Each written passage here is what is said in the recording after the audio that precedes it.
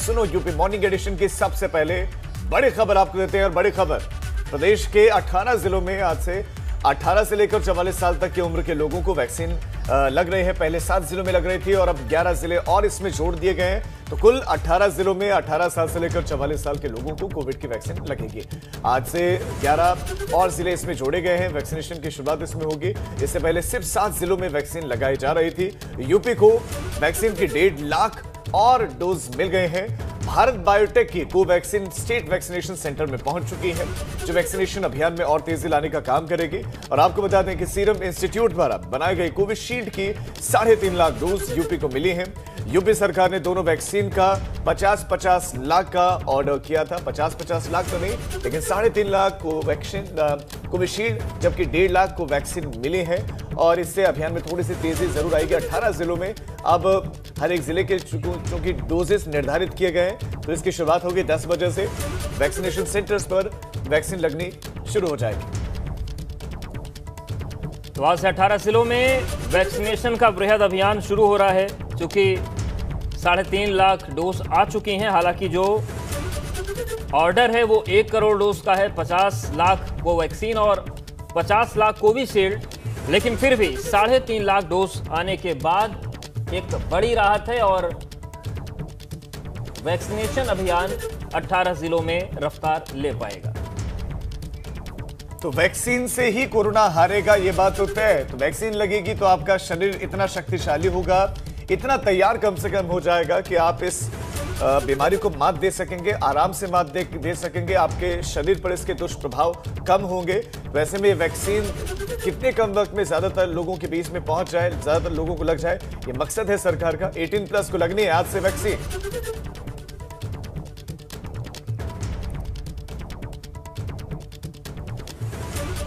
और चलिए, क्या तैयारियां हैं जमीनी स्तर पर, क्या कुछ देखने को मिल रहा है, रुक करते हैं। हमारे साथ लखनऊ से शैलेश अरोड़ा जुड़ गए हैं, प्रयागराज से मोहम्मद मोइन, हमारे साथ मुरादाबाद से उबैदुर रहमान जुड़ गए हैं और जानकारी लेते हैं कि क्या कुछ स्थितियां हैं। शैलेश, 3.5 लाख डोज आ गई हैं, अब किस तरीके से अभियान ये आगे बढ़ेगा और बाकी डोज कब आएंगी, क्या इसके बारे में कोई जानकारी है?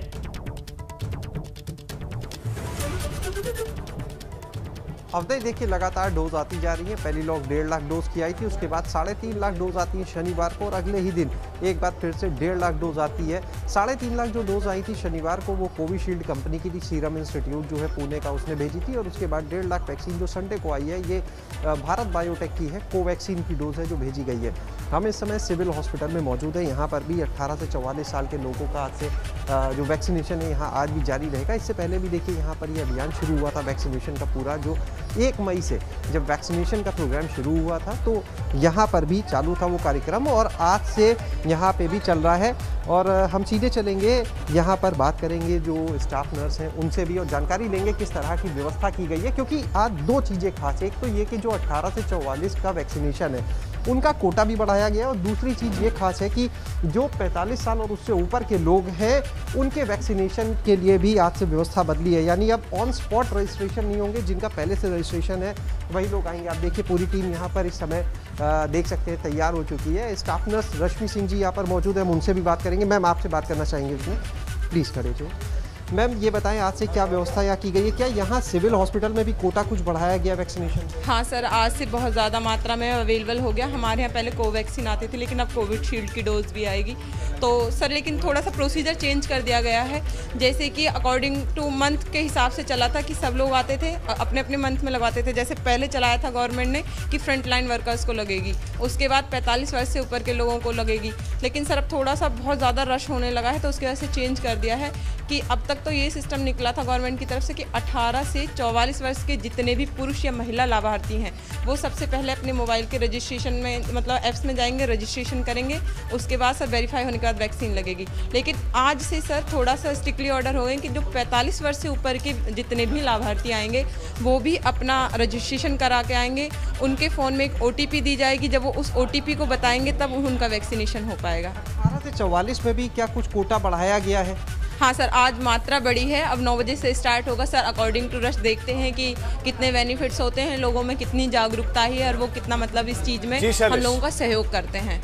यहाँ हम चलेंगे। अब देखिए बाहर वैक्सीन के लिए लोग आने लगे हैं, इन लोगों से भी हम बात करेंगे क्योंकि एक्साइटमेंट है लोगों में भी। और ये जिस बूथ पे हम इस समय सिविल हॉस्पिटल के मौजूद हैं, यहाँ पर 18 से 44 साल के लोगों को वैक्सीन लगाई जानी है। इसके लिए टोकन भी बाकायदा इनको बांटे जा रहे हैं। यहाँ पर हम चलते हैं और देखते हैं, कुछ लोग हमें बैठे हुए देखिए यहाँ पर नज़र आ रहे हैं, इंतज़ार कर रहे हैं। उनसे बात करेंगे, उनसे जानेंगे कि क्या उन्होंने कैसे रजिस्ट्रेशन कराया और कितना अब एक्साइटेड है, क्योंकि अब इन्हीं लोग का यहाँ पर वैक्सीनेशन जो है वो होना है। आप देख सकते हैं। क्या नाम है आपका? आशुतोष निगम। आपका आज फर्स्ट डोज है यहाँ पर? जी फर्स्ट डोज है। रजिस्ट्रेशन कराने में कोई समस्या आई? नहीं, जैसे ही स्लॉट ओपन हुए थे वैसे ही रजिस्ट्रेशन हो गया। कितना एक्साइटमेंट है, क्योंकि 18 से 44 वाले इंतज़ार कर रहे थे और आज आपका नंबर भी आ गया। जी काफ़ी टाइम से मैं एक्चुअली ट्राई कर रहा था, लेकिन स्लॉट ही नहीं मिल रहा था। कुल मिलाकर इंतजार कर रहे थे लंबे समय से कि उनका नंबर कब आएगा, और अब नंबर आ गया है और सेंटर्स तक पहुंच भी गए लोग। हमारे और सहयोगी भी हमारे साथ बने हुए हैं। उबैदुर रहमान हमारे साथ हैं, बलराम पांडे हमारे साथ हैं, मोहम्मद मोइन हमारे साथ जुड़े हुए हैं, नीतीश पांडे हमारे साथ हैं। उबैदुर रहमान, आपके पास आना चाहते हैं। मुरादाबाद में कितने सेंटर्स, कितनी वैक्सीन मुरादाबाद के लिए तय की गई है और सुबह की क्या तस्वीर सेंटर पर है? राजीव, मैं आपको बता दूं कि सुबह से ही यहाँ पर जो मुरादाबाद में जिला अस्पताल में वैक्सीनेशन का ये सेंटर है, यहाँ पर भीड़ लगना शुरू हो गई है। और जो आप तस्वीरों में देख सकते हैं कि जो है दो लाइनें लगा दी गई है, क्योंकि जो वैक्सीन कराने लोग आए हैं इसमें हर उम्र के लोग हैं। आप देखिए यहाँ से ठीक से मेंटेन नहीं हो पा रही है, 2 गज की नहीं हो पा रही है, पड़े हैं। आप देख सकते हैं जो 2 गज बनाए गए इसका कोई पालन यहाँ कराया जा रहा है। और जो भीड़ है वो बहुत ज़्यादा है, वो लगातार लोग आ रहे हैं। जैसे आज से 18 साल से लोग को वैक्सीनेशन किया जाएगा, वैक्सीन लगाई जाएगी। बिल्कुल उबैदुर रहमान, और ये एक अच्छा संकेत है कि जहां लोगों में पहले वैक्सीन को लेकर भ्रम होता था, डर था, वो दूर हो गया और लोग उत्साहित हैं कि उन्हें जल्द से जल्द वैक्सीन लगे। प्रयागराज का रुख कर लेते हैं, मोहम्मद मोइन हमारे साथ जुड़े हैं। मोइन, जिस तरीके से वैक्सीनेशन की पूरी ड्राइव है, इसको, इस अभियान को जितना तेज किया जाए उतनी राहत होगी देश के लिए, प्रदेश के लिए। प्रयागराज में किस तरीके की तैयारियां हैं, किस तरीके का उत्साह है?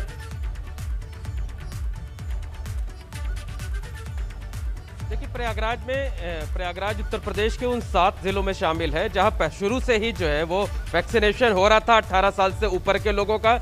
आपको बता दें कि यहाँ के लोगों में खासा उत्साह नजर आ रहा है। और अगर वैक्सीन की उपलब्धता की बात हम करें यहाँ पर, तो यहाँ पर तकरीबन 15 से 16 दिन का स्टॉक अभी भी है। लगभग 47 से 48 हज़ार डोज यहाँ पर मौजूद है। हालांकि रफ्तार धीमी है, अभी सिर्फ 3000 लोगों को बुलाया जा रहा है, जिनमें से 2400 से लेकर 2600 लोग तक रोजाना आते हैं, वैक्सीन की डोज लेते हैं। लेकिन ये ज़रूर कहा जा सकता है कि जिस हिसाब से अगर हम देखें आबादी के लिहाज से सबसे ज़्यादा आबादी वाला ज़िला है उत्तर प्रदेश का प्रयागराज, तो यहाँ रोज़ाना बड़ी संख्या में लोगों को बुलाए जाने की ज़रूरत है। और अगर हम पहले दिन की बात करें, 28 अप्रैल को जब 18 साल से ऊपर के लोगों का रजिस्ट्रेशन पहले दिन हुआ था, तब अकेले शुरुआती कुछ घंटे में यहाँ 43,000 से ज़्यादा लोगों ने रजिस्ट्रेशन कराया था। तो समझा जा सकता है कि जिन्होंने पहले दिन रजिस्ट्रेशन कराया, अभी उनकी ही बारी नहीं आ पाई है, जबकि इंतज़ार में बहुत से लोग हैं। और शायद यही वजह है कि इलाहाबाद हाईकोर्ट ने भी इस पर चिंता जताई है, सरकार से कहा है कि वो जल्द से जल्द वैक्सीनेशन का काम पूरा करे और कोशिश ये करे कि 3 से 4 महीने के अंदर उत्तर प्रदेश में जो वैक्सीनेशन का काम है वो पूरा हो सके। हाईकोर्ट की तरफ से ये भी कहा गया है कि जो ग्लोबल टेंडर की प्रक्रिया है वो बहुत लंबी है, उसमें वक्त लग सकता है, इसलिए सरकार कुछ ऐसी व्यवस्था करे कि विदेशों से सीधे तौर पर डोज जो है वो ले सके। कल इस मामले में इलाहाबाद हाईकोर्ट में सुनवाई है, जिस पर सरकार को अपना पक्ष रखना है। कल देखने वाली बात ये होगी कि कल जब सुनवाई होती है तो सरकार की तरफ से क्या कुछ कहा जाता है। ये बहुत महत्वपूर्ण रहेगा कि सरकार की तरफ से क्या कहा जाता है। अब जल्दी से वाराणसी का रुख कर लेते हैं। मोइन, आप हमारे साथ बने रहे। नीतीश हमारे साथ वाराणसी से जुड़े हुए हैं। नीतीश, वाराणसी की बात करें तो रजिस्ट्रेशन करवाने वालों की संख्या कितनी है और कितने लोगों को आज के दिन वैक्सीन लगने वाली है वाराणसी में, और क्या तैयारियां हैं? राजीव, अगर तैयारियों की बात करें तो बनारस में पहले से युवाओं को वैक्सीन लग रही थी, लेकिन आज 68 सेंटरों पर लगभग 30,000 डोज यहाँ पे बनारस में पहुँचे हुए हैं और 68 सेंटरों पर 30,000 डोज लगाए जाएंगे। आज अगर बात करें जिस तरह से गाड़ी गई है, 28,000 डोज आज भी मिल रहे हैं, यानी पर्याप्त मात्रा में वैक्सीन है। अब वैक्सीन की कमी अभी इधर बीच नहीं होने वाली है, लेकिन सेंटर्स पे और ख़ासतौर पे BHU के सेंटर्स पे लगातार यहाँ पर कमियाँ देखने को मिल रही हैं। सोशल डिस्टेंसिंग यहाँ फॉलो नहीं होती, जो लोग यहाँ पर आते हैं उनको कह दिया जाता है कि वैक्सीन नहीं है। ऐसी हालत में कई लोग परेशान हाल दिखाई देते हैं। और एक अच्छी खबर बनारस से आज और है, इसके अलावा आज DRDO के अस्पताल की शुरुआत होने वाली है। इस वक्त हम DRDO के जो हॉस्पिटल हैं, जो यहाँ पर DRDO का बना हुआ पंडित राजन मिश्र अस्थायी अस्पताल है, उसके बाहर मौजूद हैं और आज इसकी शुरुआत होने वाली है। आज शाम से यहाँ पर पहले बैठक होगी, लगभग 10 से 12:30 के बीच में बैठक होगी और DM कमिश्नर उसके बाद यहाँ से कौन से मरीज कहाँ पर शिफ्ट किए जाएंगे, चाहे वो सरकारी अस्पताल हो या निजी अस्पताल हो, उन सारे अस्पतालों के जो पेशेंट हैं वो यहाँ पर शिफ्ट किए जाएंगे। तो हम आपको व्यवस्थाएं दिखा रहे हैं राजू। देखिए, सबसे पहले पेशेंट यहाँ पे आएंगे और ये वो जगह है कि यहाँ पर सबसे पहले पेशेंट को केयर में रखा जाएगा। अब देखिए, कुछ देर के लिए ये जो बेड्स हैं, इन बेड्स पर जो पेशेंट हैं उनको केयर में रखा जाएगा।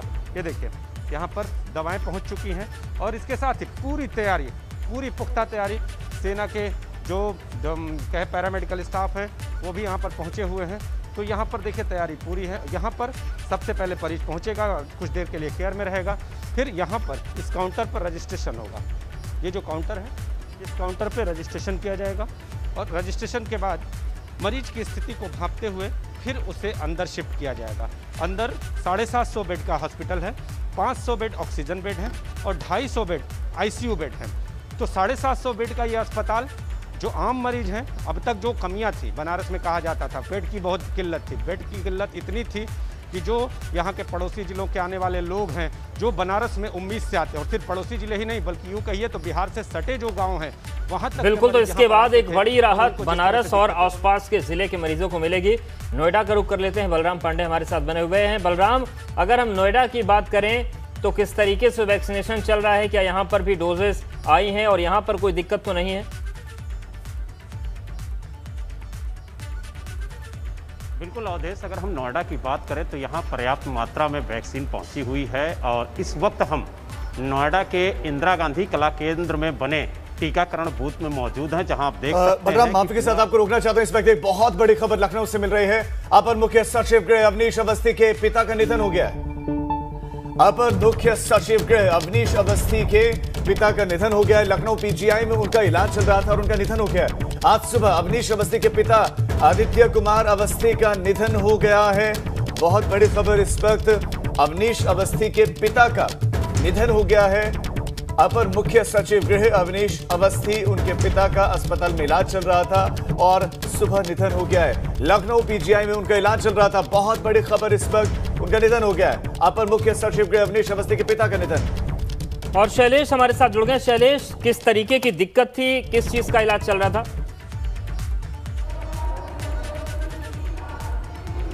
देखिए, अभी फिलहाल उनके निधन की पुष्टि जो है वो कर दी गई है सरकार की तरफ से।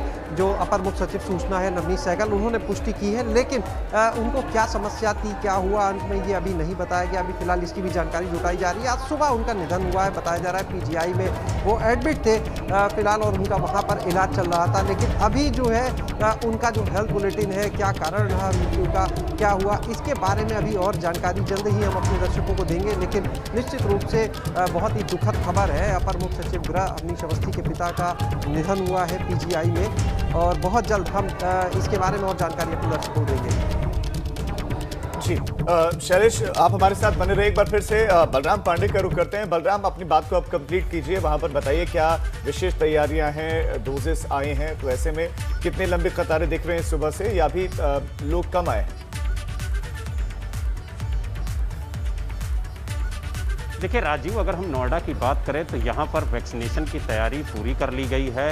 इस वक्त हम नोएडा के इंदिरा गांधी कला केंद्र में बने टीकाकरण बूथ पे मौजूद हैं, जहां आप देख सकते हैं कि वैक्सीन से लेकर के सभी सामान यहां पर पहुंच चुका है। आप देख सकते हैं साथ में ऑक्सीजन सिलेंडर भी लाया गया है, ताकि अगर किसी भी लाभार्थी को टीकाकरण के बाद कोई दिक्कत होती है तो उसको तत्काल उपचार दिया जाए। आप देख सकते हैं जो टीम है टीकाकरण के लिए यहाँ पर वो मौजूद है और 10 बजे से ये टीकाकरण का कार्य शुरू होगा। नोएडा में 18 बूथ बनाए गए हैं और प्रतिदिन 3000 लाभार्थियों को वैक्सीन लगने का लक्ष्य रखा गया है प्रशासन की तरफ से।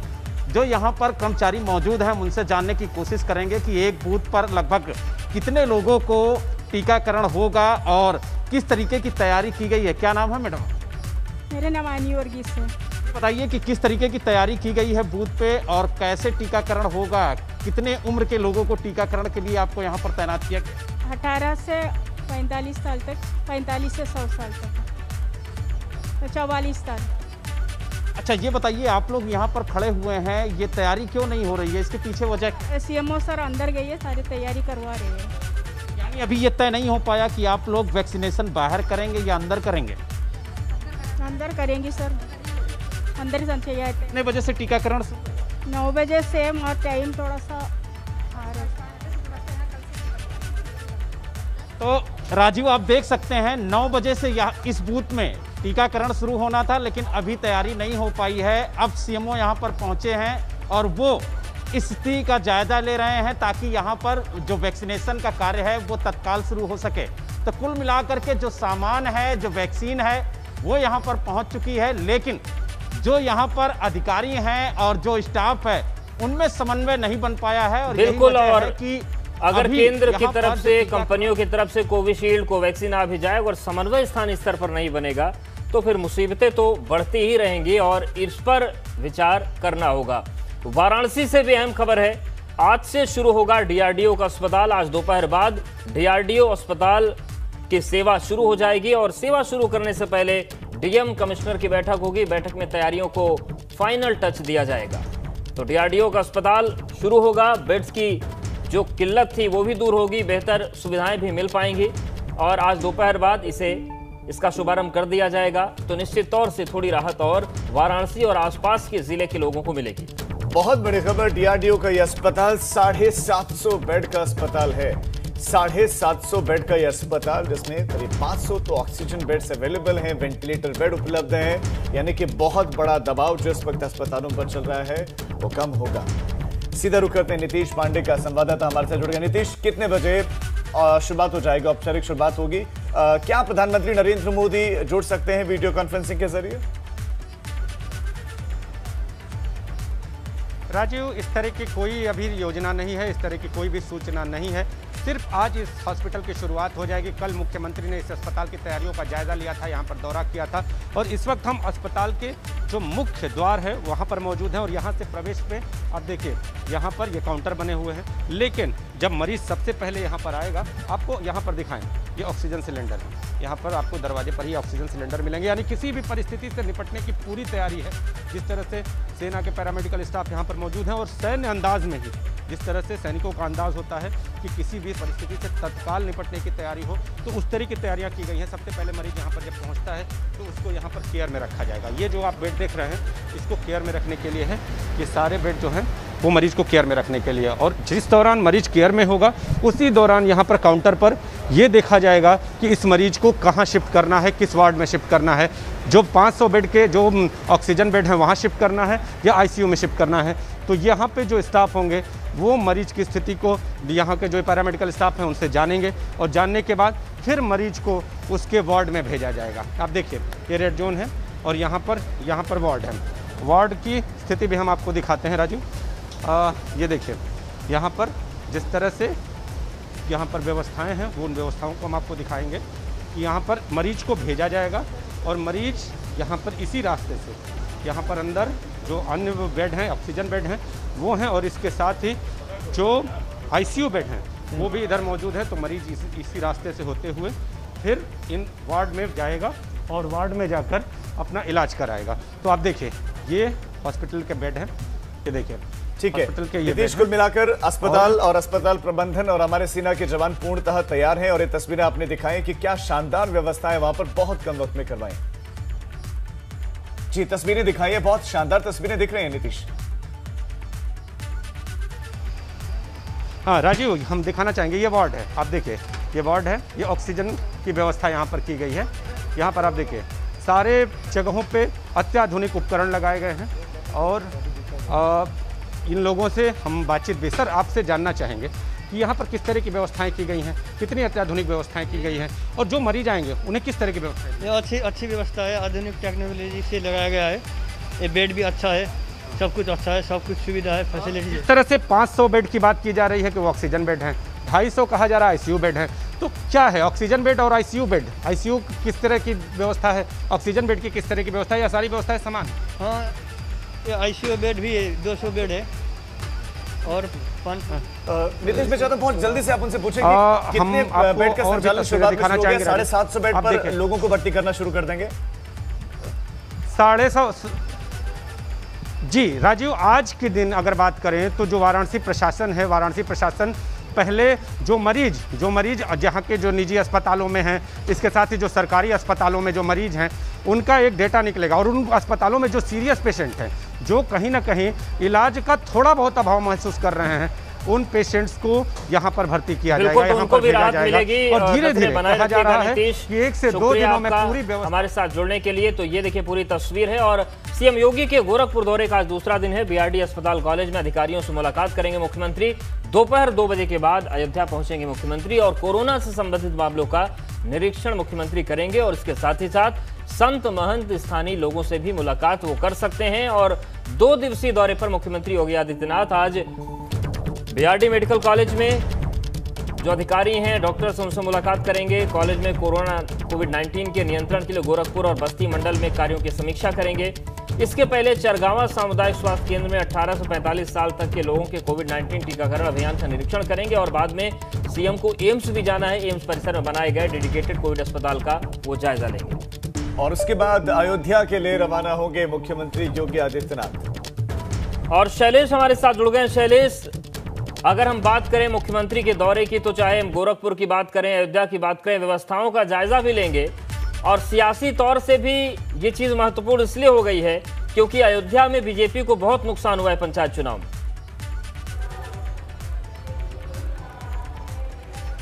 देखिए बिल्कुल निश्चित रूप से अयोध्या में काफ़ी नुकसान का सामना करना पड़ा है, लेकिन इस समय देखिए जो कोविड महामारी के हालात हैं और उसमें अगर देखा जाए तो जिस तरह से मुख्यमंत्री का दौरा शुरू होता है शनिवार को, रविवार और आज सोमवार, तीसरा दिन है लगातार। शनिवार को जिस तरह से वो बरेली और मुरादाबाद जाते हैं, उसके बाद कल उनका वाराणसी, फिर गोरखपुर, आज गोरखपुर से लौटते में अयोध्या। तो फिलहाल ये कहा जा सकता है कि लगातार जो कोविड नियंत्रण के लिए प्रयास किए जाने हैं, जो जहाँ पर चाहे ऑक्सीजन की बात हो, चाहे बेड्स की बात हो, तमाम जगह पर शिकायतें भी आ रही हैं। और सबसे बड़ी चीज़ देखिए मुख्यमंत्री के जाने का जो मकसद है, कहीं ना कहीं वो ये भी है कि एक तरफ जो शासन के अधिकारी हैं वो लगातार ये दावे करते हैं कि व्यवस्थाएं जो सुधारी जा रही हैं, वो क्या फीडबैक देते हैं ये तो वो बेहतर जाने, लेकिन हालात में सुधार नहीं दिखा। वहीं दूसरी ओर जो जनप्रतिनिधि हैं, जो मंत्री हैं, वो लगातार शिकायतें करते आ रहे हैं। जिस दिन बरेली गए मुख्यमंत्री, उस दिन भी केंद्रीय मंत्री ने लिखित पत्र से शिकायत की है मुख्यमंत्री को, जबकि अधिकारी कहते हैं सब ऑल इज गुड। तो कुल मिलाकर कई मायनों में ये इस तरह की चीजें हैं, तो कहीं ना कहीं नाराजगी भी है, जनता भी नाराज और वोट भी जो है उस हिसाब से सपोर्ट भी पार्टी को नहीं मिला। और इसी के साथ अब बुलेटिन में वक्त हो चला एक छोटे से ब्रेक का। और चलिए बात करते हैं बिजनौर की। बिजनौर में डबल मर्डर के फरार आरोपियों पर इनाम घोषित कर दिया गया है। एसपी ने फरार 6 आरोपियों पर 25-25 हजार का इनाम घोषित किया है। फरार आरोपियों को पकड़ने के लिए पुलिस लगातार दबिश दे रही है। कल दिन दहाड़े चाचा भतीजे की गोली मारकर हत्या की गई थी। थाना कोतवाली शहर बिजनौर के भौकलपुर इलाके का पूरा मामला है। और इस मामले में पुलिस ने अब 6 आरोपी जो फरार हैं उन पर 25-25 हजार रुपए का इनाम घोषित किया है। तो दिल दहला देने वाली वारदात हुई थी, उस पर पुलिस का एक्शन लगातार जारी है, लेकिन अभी आरोपी पकड़े नहीं गए। और इसी खबर के साथ इस बुलेटिन सुनो यूपी मॉर्निंग एडिशन में फिलहाल इतना है। आगे जरूर देखिए पहाड़ प्रभात।